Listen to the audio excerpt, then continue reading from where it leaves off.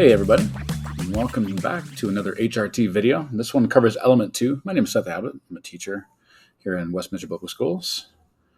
I'm going to go over all of the tasks that it takes to complete this element. Jumping right in, element 2 consists of 5 different tasks: self-assessment, growth goal survey data, video reflection, and then some growth goal analysis. This is really where we're taking that self-assessment based upon your model, and you are going to administer some surveys to your students, get some perceptions, collect some data, make a plan, and track that plan. So to begin with, task 2A, that's where you're going to download these self-rating scales or a self-rating summary files, and you're going to take a self-assessment. Criteria: all elements have been scored. If you're a Westminster Public School teacher, you're going to use the WIM. All elements of the WIM have been scored. Other teachers, you're going to use the NASOT. That's all 43 of the new art and science and teaching elements.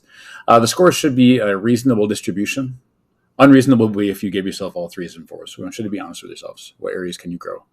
And the scores should be represented in 2 ways. WPS teachers, you can just go ahead and submit a screenshot, like the one on the screen right now, of your self-evaluation scores from the teacher side of Empower.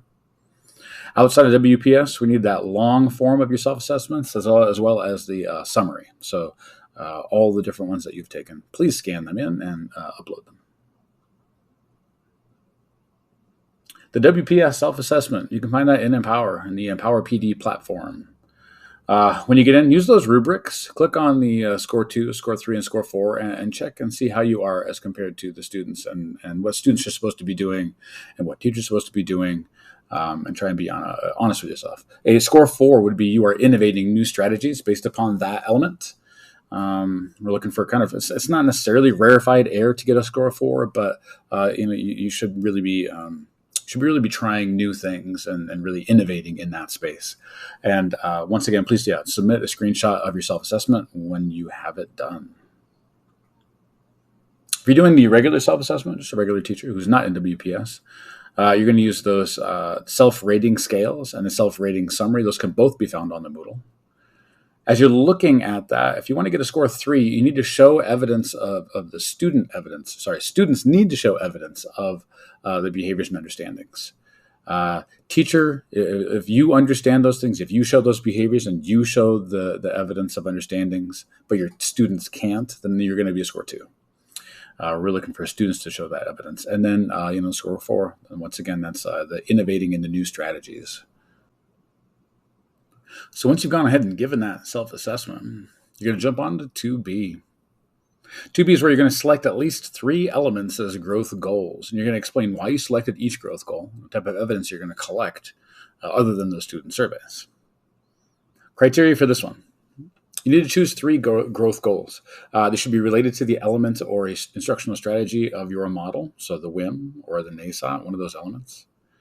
You need to explain why you chose those goals. Talk about your strengths and weaknesses. Think about which ones you would want to grow in based upon those strengths and weaknesses. Could be something you want to get stronger at that you're already strong at.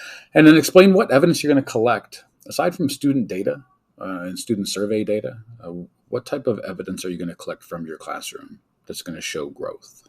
What do you want to see from your students? This kind of looks like this here. This is a growth goal summary. This is within the Moodle, and you can download this. You put your growth goal on the left. This one's using physical movement. The reason for this one was the teacher felt that they kind of cut things out because you're short for time. And one of those things was student movement. Sometimes you feel like you just need to get stuff going and buzz through your lessons. And this person understood that. They wanted to, the evidence that they were going to collect for this one, this person was going to track the number of movement activities per week and track the number of brain breaks given per week. They were also going to track the number of disciplinary issues to see if it's possible that disciplinary issues would go down based on students walking around and being more active and physically active in the space. And this person was going to collect the student survey data. So think about what kinds of things it is that you can use to show growth in this area, what kinds of things that you can anecdotally collect, and that should go in the evidence for growth. Task 2C, this is where you're going to download these student surveys and administer the surveys to a selected group. So for this one, the pre-survey data, you got to figure out, you have to give give the assessments, and then you have to get pre-survey data. You have to calculate the mean and standard deviation for all three goals. I definitely put them in a spreadsheet, and you can definitely use, if you need to, if you'd like to, you can use AI to analyze your data, as long as you're obviously understanding what the data means for you. And you need to submit a written narrative analysis. What does this look like for you? Well, first off, if you're a WPS teacher, you should head into the PD resources section of the teacher website and look at the folios. So each one of these elements within the Westminster instructional model has a folio attached to it. It's that little document icon. Click on that folio icon and you'll find the student surveys are at the bottom of each folio. There's already a bunch of student questions listed. All you need to do is administer them. There's a bunch of different ways you can do this.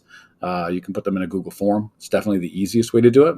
Intermediate, middle, and high school surveys are easy to give through the Google Forms. It gives you the data. You can use the spreadsheet automatically to calculate your means, calculate your standard deviation. That's all in there. What you really want to think about is the pre and post test must be given to the same group of students, and it should be within a reasonable time period. You wouldn't want to give it to 1 year, one group of students 1 year, and then a whole entirely different group of students within a long period of time. Your data would not be accurate. You can do it if you're a primary teacher. You can do that whole group, having all the students sitting in front of you, and you can be like, hey, here, read the question and raise your hand if you feel this way. Raise your hand if you feel that way. You need to collect the copies of those student surveys to submit. So if you're doing a Google form, that may be the easiest way because you can just submit the spreadsheets.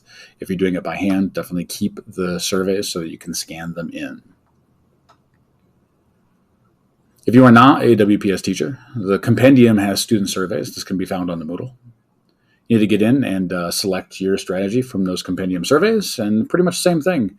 Give those surveys to your students. Pre and post surveys must be given to the same group, and definitely you want to assign a point value for all of the responses. So strongly disagree could be a 1, and strongly agree would be a 5, right? And then 1, 2, 3, 4, 5, and that way you can collect that data and compute out your means and standard deviation that way. It's pretty easy. How do you calculate all that out? This is for all teachers. Crunch that data. Use the spreadsheet. Use your functions tools up in the corner there. This is from Google Forms. It's what I use, but Microsoft Sheets has the same thing. Microsoft Excel has the same thing. Go in, calculate your average, calculate your standard deviation for each question, and then I calculated that out for a total to give myself a total mean and a total standard deviation. Once you have that done, you need to analyze your data, explain your mean and your standard deviation. So, why do you think the data looks the way it does? As far as standard deviation goes, there's not necessarily a good or a bad standard deviation when it comes to this. It's your standard deviation. And so it's there to show you, do all the students feel the same way, or is there variance within your student responses? So talk about those, talk about why that might be. And you definitely find that, students tend to be nicer to us, I think, than we are. I think I'm pretty hard on myself, and I feel like I'm lower.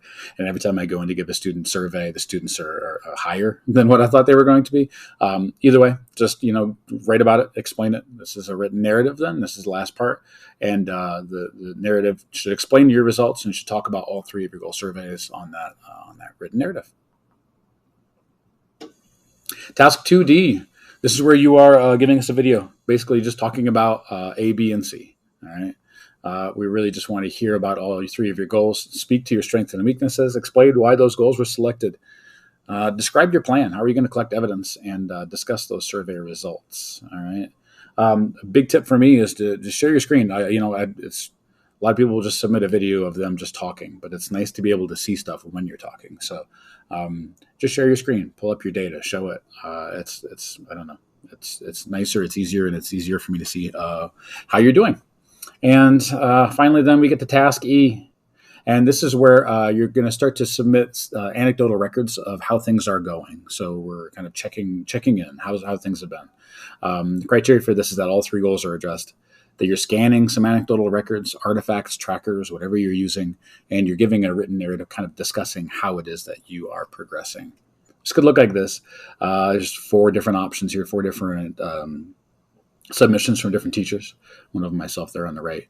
I kept track using this progress chart of things that I had done and dates and when they were going to be implemented and how they went as far as my scoring myself goes, self-assessment goes.